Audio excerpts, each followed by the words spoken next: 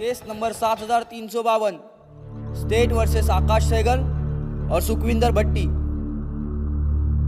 Your honour, बड़े दुख के साथ मुझे यह कहना पड़ रहा है कि मैं इन दो नौजवानों के खिलाफ यह केस लड़ रहा हूं। इतने जवान कॉलेज के लड़के, इनकी करतूतें देखिए, इन पर लगे चार्जेस देखिए।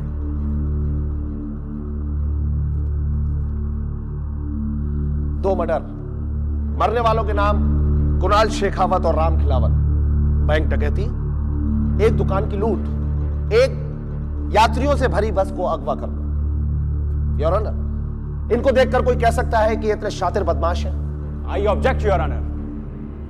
योर ऑनर, मैं गुजारिश करूंगा प्रोसिक्यूटर साहब सिर्फ चार्जेस गिनवाएं। इनमें से कितने सही हैं, कितने गलत हैं, ये तो बाद में पता चल ही जाएगा सर। Objection sustained. आप सिर्फ चार्जेस बताइए। Thank you your honour. मैं चार्जेस ही बता रहा हूं योर ऑनर, और हर चार्ज के पीछे पुलिस की डिटेल रिपोर्ट भी है जो पुलिस के काबिल अफसरों ने तैयार की है। योर ऑनर, इससे ज्यादा मैं और कुछ नहीं कहना चाहता। आप चार्जशीट पर नजर डालेंगे तो आपको सारे चार्जेस साफ नजर आएंगे। That's all your honour.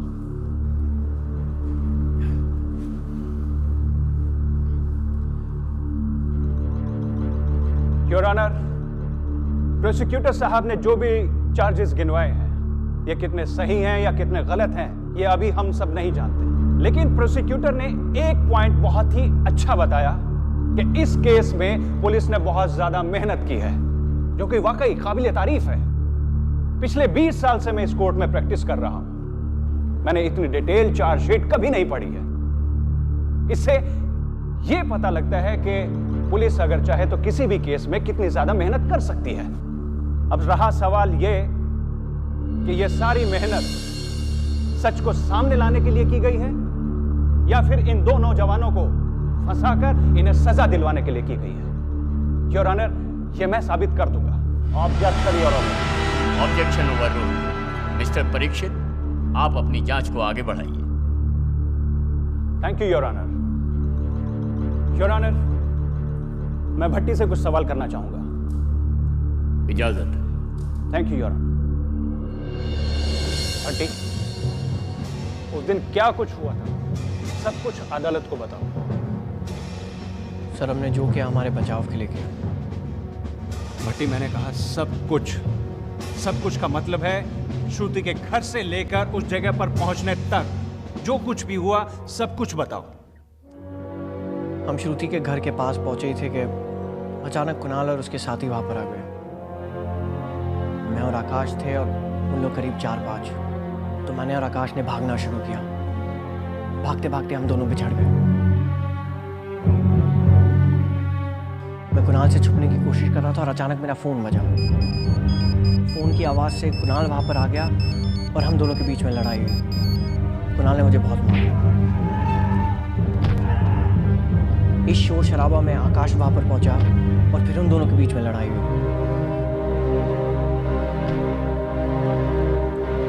मैं बुरी हालत में वहां पर पड़ा हुआ था। मैंने आंखें खोलकर देखा कि कुणाल आकाश को डुबोने की कोशिश कर रहा है। मेरे में जितनी भी हिम्मत थी मैंने समेटी और मैंने कुणाल के ऊपर झटका मारा।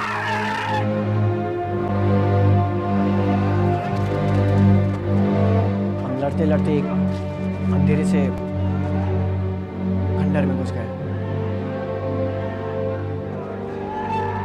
अचानक कुणाल ने अपनी गन निकाली। मैंने अपना हाथ उसके ट्रिगर पर डाल दिया ताकि वो गोली नहीं चबाए। और इस शोर शराबे में अचानक गोली की आवाज आई।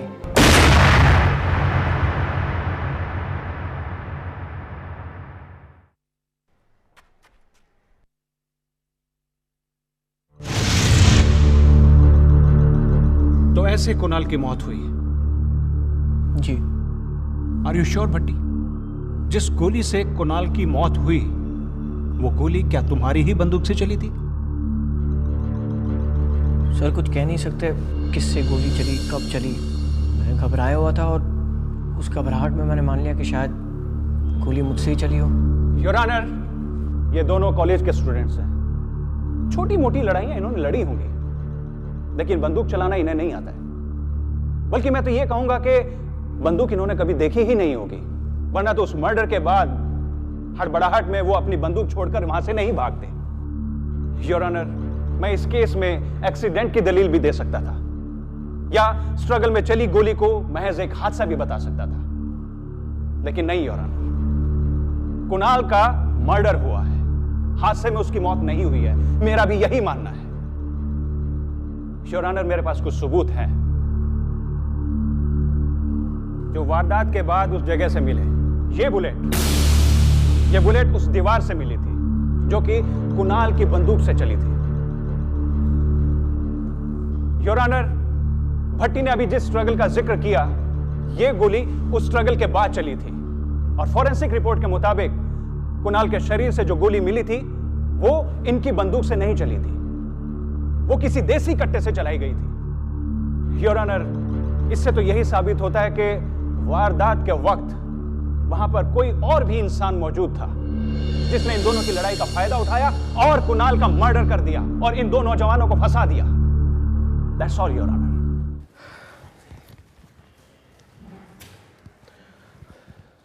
योर ऑनर, डिफेंस ने अपनी दलील यह कहकर शुरू की थी कि पुलिस ने इस केस में काफी मेहनत की है, और अब मैं भी यही बात कहता हूं।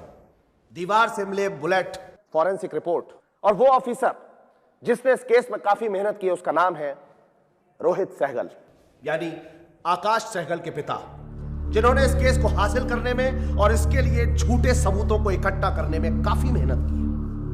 What rubbish is this?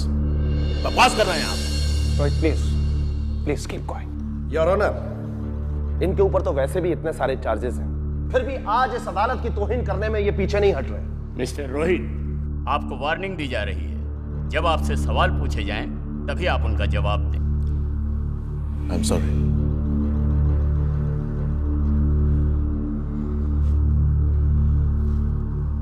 ये बताइए कि आपने इससे पहले कभी बंदूक पकड़ी है? जी वो हाँ, जवाब दो। तुम्हारे वकील साहब का कहना है कि तुमने बंदूक पकड़ी, तो क्या तुमने बंदूक कभी देखी भी नहीं है? जी देखी थी। देखी थी? कहां?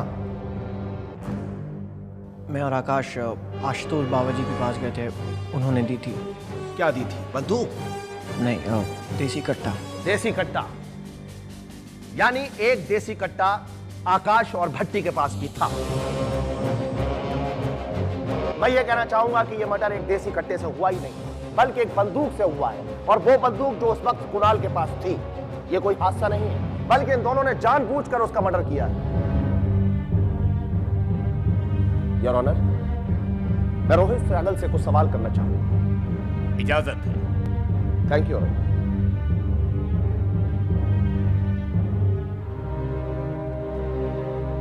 मिस्टर सहगल, तो ये केस क्या आपको मिला था?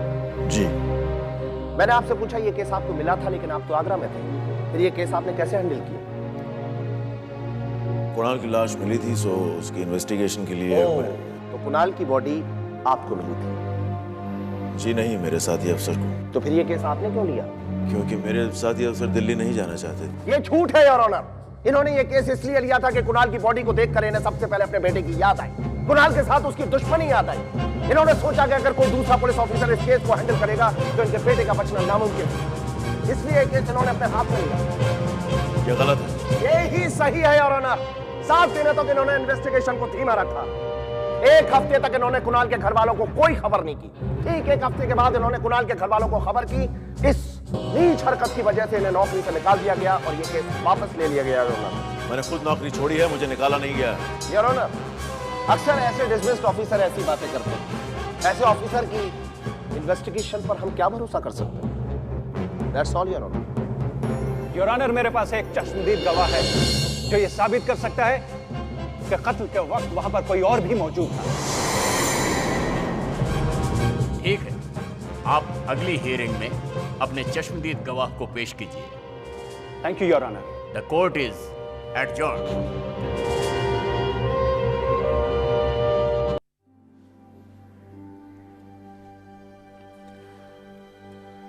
I'm sorry, Dad. आपने हमारे लिए इतना कुछ किया, हर कदम पर हमें बचाने की कोशिश की, और मैंने आप पर कभी विश्वास नहीं किया। बेटा बाप पर तभी विश्वास करता है जब बाप ने बेटे का विश्वास जीता हो। मैंने कभी तुम्हारा विश्वास जीता ही नहीं। आज जीता है डैड।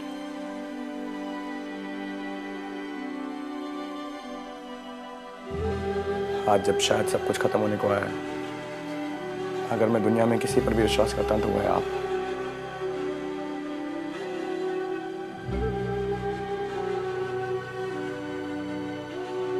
आपको लगता है हम बच जाएंगे?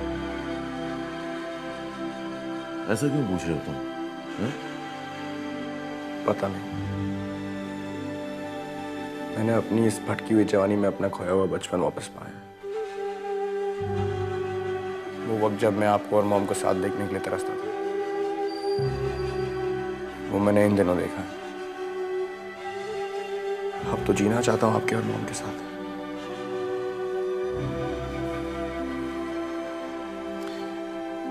मैं जानता हूं तुम भगवान को नहीं मानते, लेकिन उसके लिए आस्तिक और नास्तिक सब एक है, सब बराबर है। वो ये भी जानता है कि तुम बेकसूर हो। देखना, छूट जाओगे। पुलिस वालों के मन से कभी कभी ही ये आवाज आती है, आ जा रही है।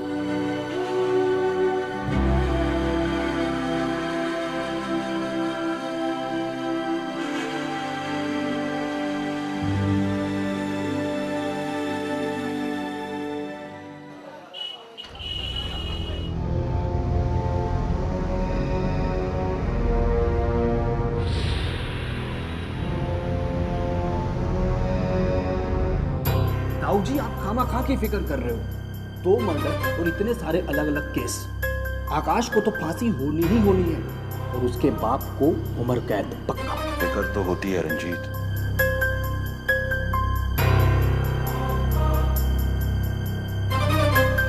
फिक्र तो होती है।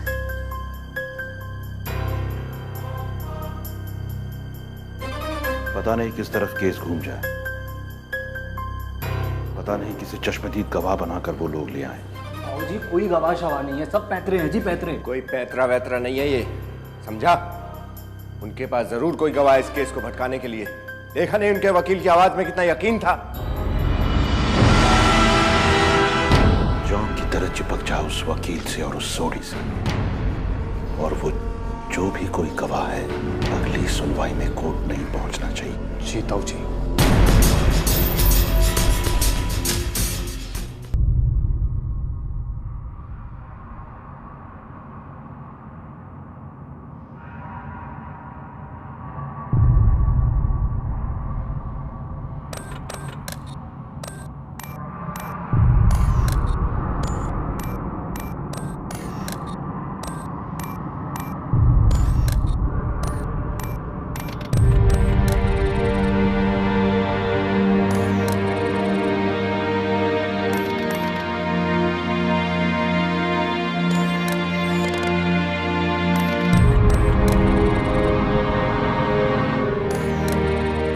चलो मेरे साथ श्रुति, मैं तुम्हारे बिना नहीं जी पाऊंगा।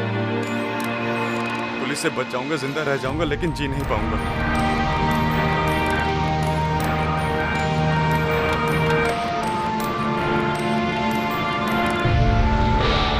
आकाश, मैं नहीं चल सकती। I have to choose। अपने घर वालों में और तुम।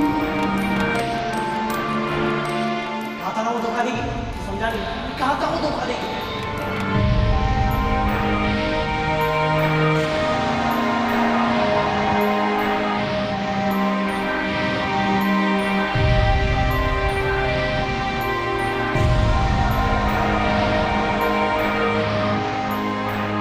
ये पुलिस का आइडिया उसका था।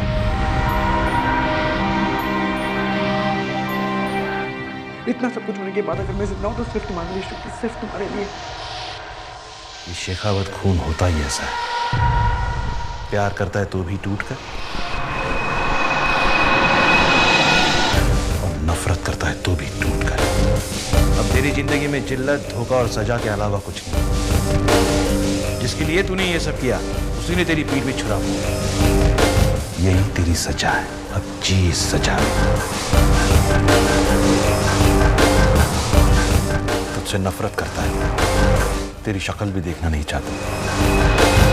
अब बेटा तुझे ये फैसला करना है कि तू आकाश का साथ देगी या इस परिवार का।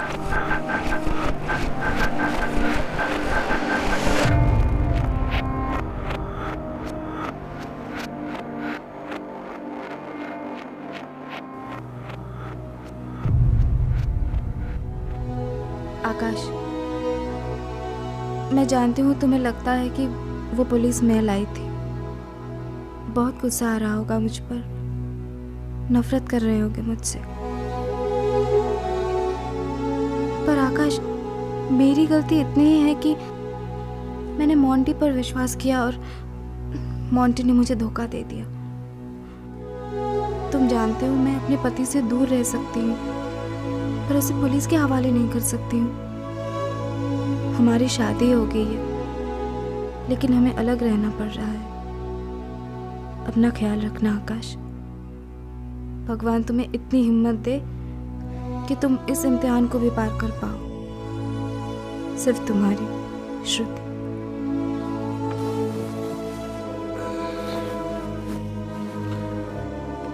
किसकी चिट्ठी है? श्रुति की होगी।